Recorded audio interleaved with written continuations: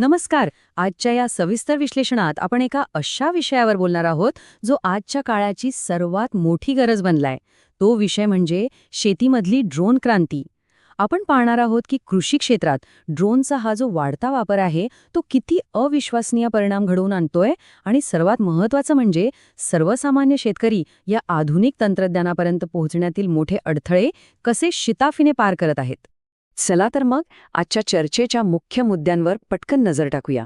आपण सुरुवात करू द ड्रोन रेव्होल्यूशन पासून, त्यानंतर massive time and resource savings, precision and farmer safety, barriers for small farmers आणि शेवटी ओव्हरकमिंग हर्डल्स वाया रेंटल्स या मुद्द्यांवर आपण चर्चा करणार आहोत. तर आपला पहिला भाग आहे द ॲग्रिकल्चरल ड्रोन रेव्होल्यूशन. आता बघा, हे तंत्रज्ञान शेतीचं पारंपरिक चित्र किती वेगाने बदलत आहे हे समजून घेणं इथे अत्यंत आवश्यक आहे. कृषी ड्रोन म्हणजे नक्की काय हो? तर अगदी सोप्या भाषेत सांगायचं तर रिमोटने किंवा पूर्णपणे ऑटोमॅटिक सिस्टीमने उडणारं हे एक छोटं यंत्र आहे. पण ही व्याख्या ऐकल्यावर लगेच स्पष्ट होतं की हे केवळ आकाशात उडणारे एखादं खेळणं नाहीये. हा प्रत्यक्ष शेतात काम करणारा एक अत्यंत सक्षम आणि स्वयंचलित मदतनीस आहे.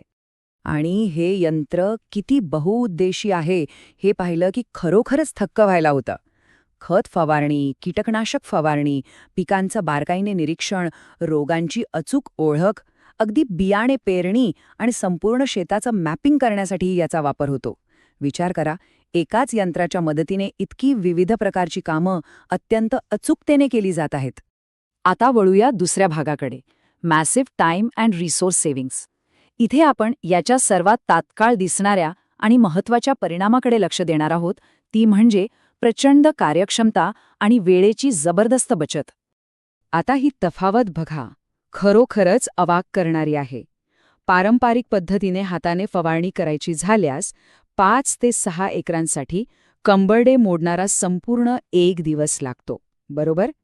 पण तेच काम ड्रोनच्या मदतीने केवळ 1 ते 2 तासात पूर्ण होतं. पावसाचा ढग डोक्यावर असताना घाम गाळण्यापेक्षा अवघ्या तासाभरात फवारणी पूर्ण करणं हा शेतीमधला एक मोठा गेम चेंजर आहे. वेळेसोबतच इथे आणखी एक मोठा फायदा दडलेला आहे. ड्रोनच्या या समान फवारणीमुळे औषध आणि खतांची चक्क 20 ते 30% इतकी मोठी बचत होते. याचाच अर्थ असा की ड्रोन फवारणीमध्ये औषध सर्वत्र अगदी समान प्रमाणात पडतं. त्यामुळे होतं काय, तर एकाच ठिकाणी चुकून जास्त फवारणी होणं टळतं. आणि साहजिकच रसायनांच्या अतिवापरामुळे पिकं जळण्याचा धोकाही लक्षणीयरित्या कमी होतो. म्हणजे आपण इथे फक्त पैशांची बचत करत नाहीये, तर पिकांचं रासायनिक नुकसानीपासून संरक्षणही करत आहोत. आपला तिसरा भाग आहे प्रिसिजन अँड फार्मर सेफ्टी. वेळ आणि पैशांच्या पलीकडे जाऊन विचार केला तर ह्या तांत्रिक बदलाला एक अतिशय महत्त्वाचा मानवी पैलू देखील आहे, ज्याकडे आपल्याला अजिबात दुर्लक्ष करता येणार नाही. इथे हा मुद्दा अतिशय महत्त्वाचा ठरतो. शेतकऱ्यांचा विषारी औषधांपासून बचाव. पारंपरिक पद्धतीने हाताने फवारणी करताना या विषारी रसायनांशी आपला थेट आणि सतत संपर्क येतो. परंतु ड्रोन तंत्रज्ञानामुळे हा जीवघेणा आणि धोकादायक संपर्क पूर्णपणे टाळता येतो. फवारणीच्या त्या थेट क्षेत्रातून माणसाला बाजूला काढल्यामुळे किती मोठा फरक पडतो हे पाहणं खरोखरच दिलासादायक आहे. फवारणी करताना आता अजिबात भिजावं लागत नाही. यामुळे आरोग्याचा धोका कमी होतो, श्वसनाचे आजार टळतात आणि एकंदर सुरक्षित शेती शक्य होते. शिवाय प्रत्येक भागावर अगदी समान फवारणी झाल्याने पिकांची वाढ चांगली होते आणि रोगांवर नियंत्रणही उत्तमरित्या मिळवता येतं.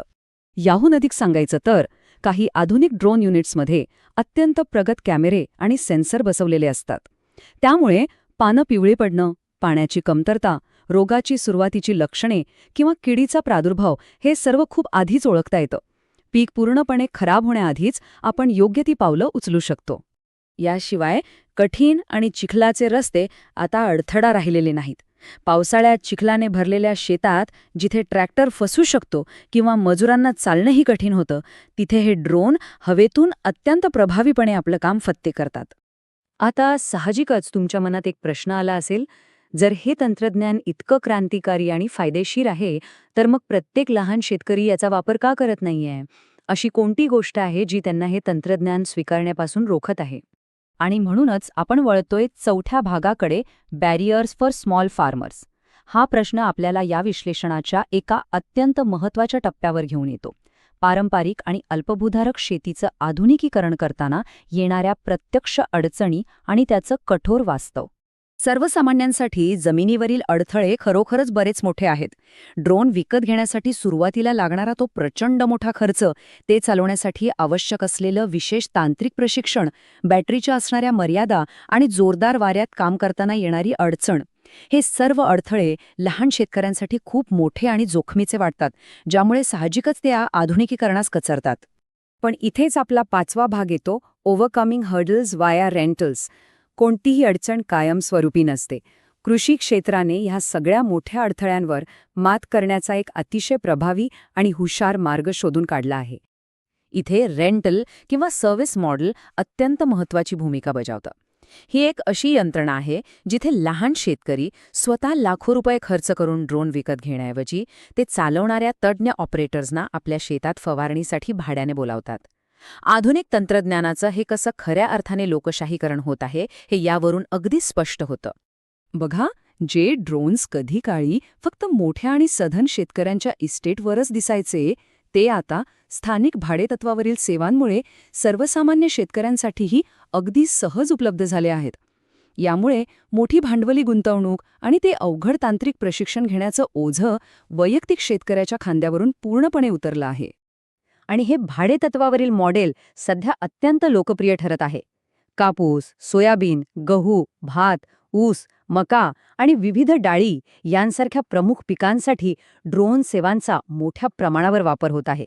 विशेषतः ऊस किंवा कापूस यांसारख्या उंच आणि दाट पिकांमध्ये, जिथे माणसाला आत जाऊन फवारणी करणं अत्यंत कठीण आणि धोकादायक असतं, तिथे हे सेवा मॉडेल काम अक्षरशः सोपं आणि सुरक्षित करतं.